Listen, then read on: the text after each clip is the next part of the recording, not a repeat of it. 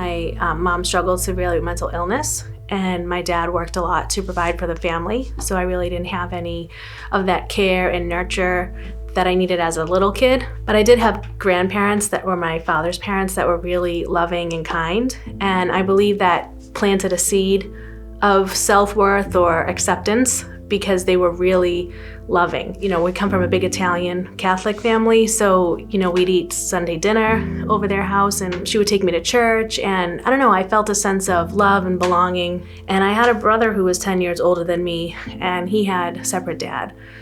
So he really struggled because he was sexually abused as a kid. So by the time I came around when he was 10, he had already been through trauma. We moved in middle school around that time, and I just struggled, doing drugs and drinking, probably like 12, 13, 14 years old, and then experienced sexual violence by the time I was like 14, and I was raped at least twice, but I don't remember the details because of the blackouts from the drinking. And I think that just all set me on a path, one thing after the other, with lots of shame, no self-worth, not knowing who I am, who I'm becoming. And so I went to vocational high school, and I wanted to be a hairdresser, so I got my cosmetology license. I started working at a small hair salon. I graduated. I was at community college for journalism because I wanted to be a writer, and I had dreams and goals, and they were of my own. Again, I had no one really helping me figure stuff out, but I was trying to make my way. And I was also at a local nightclub that I had been going to forever, which I shouldn't have been. And I was underage and I was drinking, and I had been there for years, like going with my friends and stuff. And one night I was 19, just graduated, and we were at this nightclub, and this guy who knew some of my friends brings me to the bar, and he spends like $7 on me, and I'm automatically impressed, right? Because like someone's paying attention. I'm 20, 19 years old, and he's maybe 21, and he's driving a Mercedes, and he has all this money. And it should have been like, note to self, it's probably a drug dealer, but I totally didn't even think about that. I accepted so much unacceptable stuff because of the way I grew up that I didn't know that that wasn't okay. And so we start to date, and he brings me out shopping, takes me to dinner, really starts to spend a lot of time and attention on me, meets my family, comes over for Thanksgiving, for Christmas, and really just played that boyfriend role. He starts like planting seeds of doubt in my mind and starts saying things like, well, why would you want to go to school for journalism? That's stupid. You can, own a hair salon. Why would you want to work in one? I know a way we can make a lot of money. If you just go and work in this massage parlor and, you're having sex anyways, you might as well get paid for it. And at the time he was saying all these things, I wasn't thrilled with the idea of becoming a prostitute, and like those words were never said, but it was like this slow process of manipulation and coercion and getting me to believe whatever he had was better than what I was dreaming for. So around the same time, I go to a college party that my friends invited me to, a bunch of college guys, and they tell me that a girl's gonna come and be the entertainment and strip. And I think, again, it's totally fine and acceptable. And she comes in, and it happens to be my best friend. And I was shocked because I didn't know she'd gotten into this lifestyle. I knew she had a new boyfriend, but I didn't know it was like this. And so I go back home, I tell my boyfriend what happened, that I met my friend at this party, and he ends up knowing her trafficker. So he takes me to her house a few days later. Like, what's the chance? And the home is big and beautiful, and there's a Range Rover and a BMW in the driveway. This is his stable. This is where he lives with all his women. And I go into her bedroom, and this is like the best my friend has ever looked. She had clothes and jewelry and pocketbooks and shoes, and she wasn't handcuffed to a radiator. So I started to believe that what she was doing was good. And she was telling me it wasn't that bad. And she worked at this massage parlor in Connecticut. And then she did these dances and made all this money and gave all the money to her man. And he gave her everything she wanted. So I felt like, all right, maybe it's not that bad. Maybe I'm missing out. So it was like this slow process of coercion, manipulation, falling in love with him, trusting him, and not realizing what I was getting myself into. And so he finally talks me into it, and he sends me down to Hartford, Connecticut to work in this massage parlor that had been in business like 30 years. And I come up to the front desk, my name gets changed, so automatically I'm somebody else. And the first time I had to exchange myself, we go back into these rooms, and He could have been my grandfather. I mean, it was like, I was so horrified and so disgusted and ashamed that I just shut off. Like I unplugged from my body because I wasn't on drugs, so I had no other way to cope with what was happening. I was completely horrified and ashamed and disgusted, but at the same time, I was really excited because I made a lot of money very quickly. And that's kind of the catch and the draw, that you try to focus on that, like, okay, well, look at all this money I just made. Like, it may not stay in your hand, but it still goes through it. And it gives you a false sense of empowerment and a false sense of security. And so I was there like that for 2 or 3 days in a row. And then my trafficker boyfriend, still in my mind, comes back and picks me up. And we get out of the car and I have all this money in my back pocket. And we get out and he's staring at me and he puts out his hand. And I knew that gesture meant like, hand over the money. But all of a sudden, like logically, I started thinking like, why would I give you all the money? You weren't even there. Wait, are you my pimp? I thought you were my boyfriend. I thought you loved me. Like, how are you gonna take money from me? Like, if I'm like a prostitute, like everything just got real confusing and I didn't know what to say. And I felt totally ashamed and he's like, is there gonna be a problem? And I just say, no. And I hand over the money. And at that moment, you know, I feel like I lost my voice. I lost my courage. I didn't know what to say. And I go back home to my parents' house. You know, and I go back to school. I was at the college and go back to work. And I try to live like this normal life.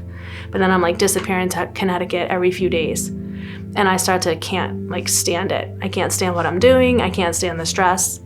And I just can't stand it. So I started to say I don't want to do it anymore. And so we're coming home from Connecticut. One night I'm driving, probably like 2, 3 in the morning, and I say something he doesn't like. And from the passenger side, he backhands me so hard, this side of my head hits the window. And I literally couldn't see. I saw stars. And I had to pull over. And he just proceeds to pull me out of the car and beat me on the side of the highway. And luckily there was another trafficker and his girl, who was a friend of mine, in the back seat. And they just pulled him off of me and threw me in the back seat. And we drove home to Boston. And that's when I cried all the way home because I knew, like, what did I get myself into? Like, this is not going to be that easy. I'm not going to be able to just get out. And so right there, that's the point where it's like domestic violence, but on steroids, because of the shame that you're feeling for what's happening to your body, the fear of what is this guy gonna do to me? And before I knew it, I was living with him, right? I was completely isolated. I stopped going to college. I stopped working at the hair salon, but couldn't do anything without him giving me the opportunity to, or the okay to, or giving me the money to go. So everything was controlled by him. And if I didn't do what he wanted me to do, he would sit me down for hours on end and beat me, you know, just really insane, like these high highs and these low lows, and just this roller coaster of emotions and ups and downs to keep me always guessing. He told me that he would kill my family. I believed him.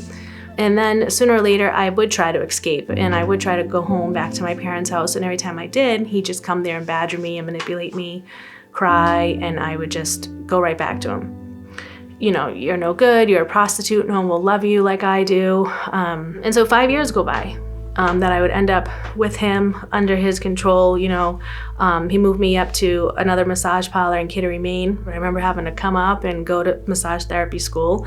And after a few weeks there, we got a sealed envelope that was supposed to be our certificate that we gave to the lawyer with a bunch of money, and he gave that to the police chief, and that's how it stayed open. So a lot of times, women in the commercial sex trade don't know who the good guy is, who the bad guy is, if law enforcement's sadly in on it, or so we really struggle with, you know, who to trust and what to say and what not to say. And I was there for 2 years it was called the Danish Health Club. It's pretty infamous. And the way that the Danish actually ended up getting busted was because there was an underage girl working there. She was like 16, and she had an aunt who was looking for her. You know, she didn't fall through the cracks like so many of them.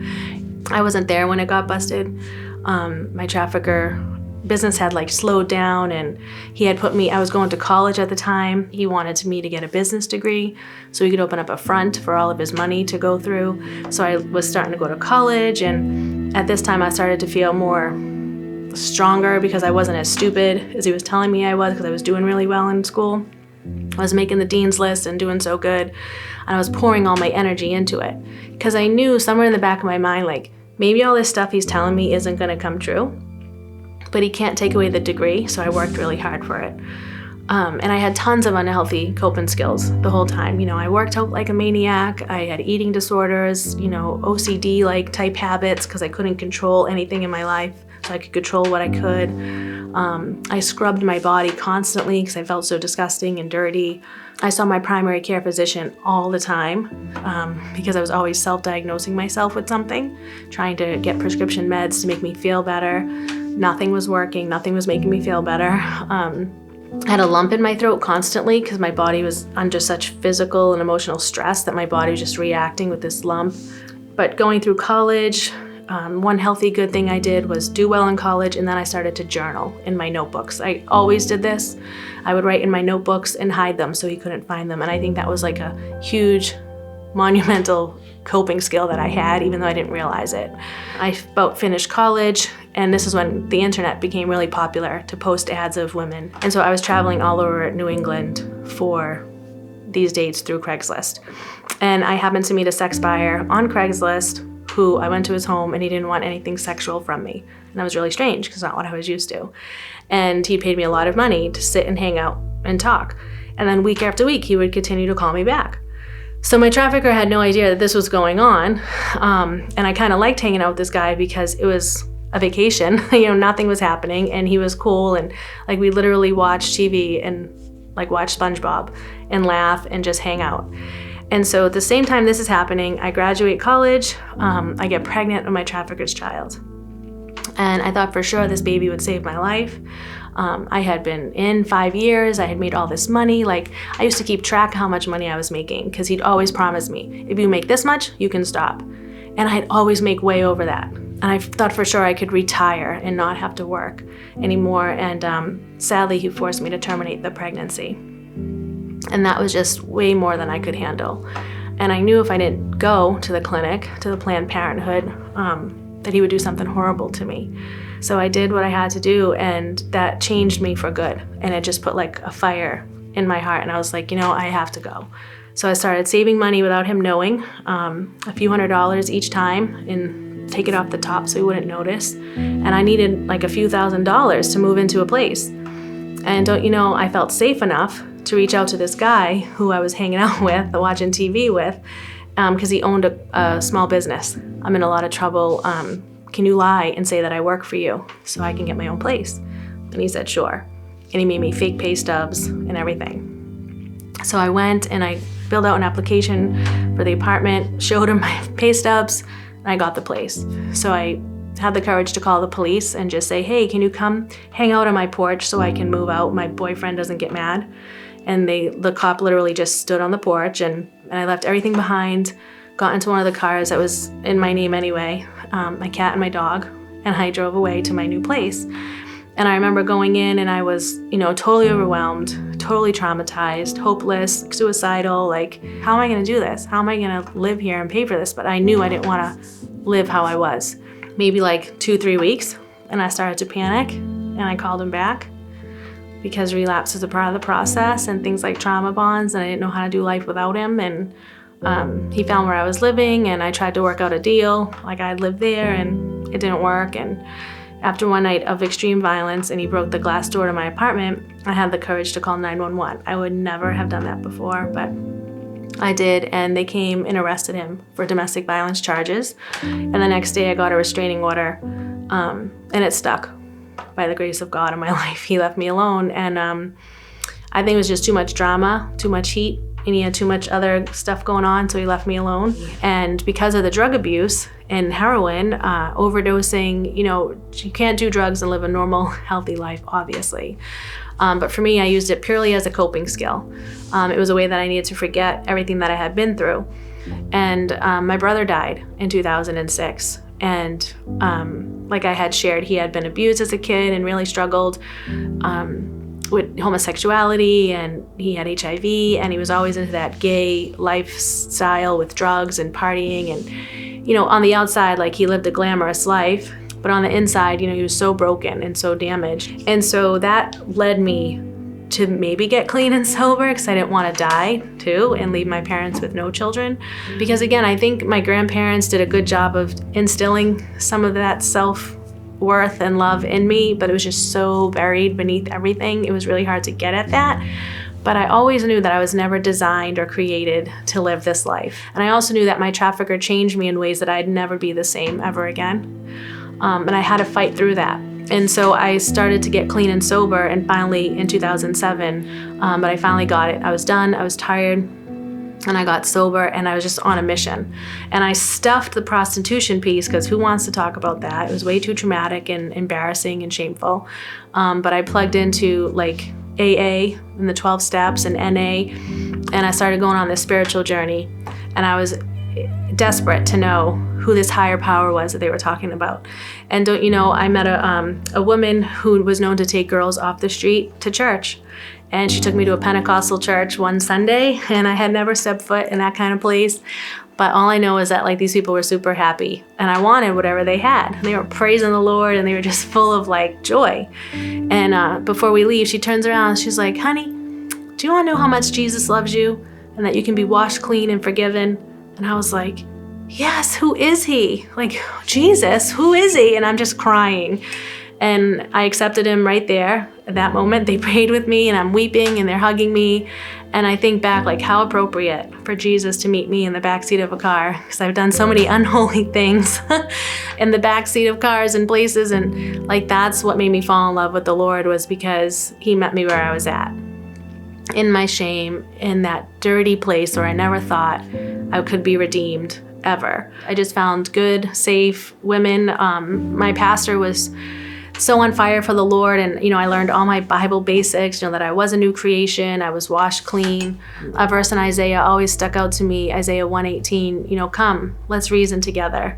Though your sins are like scarlet, they will be washed as white as snow.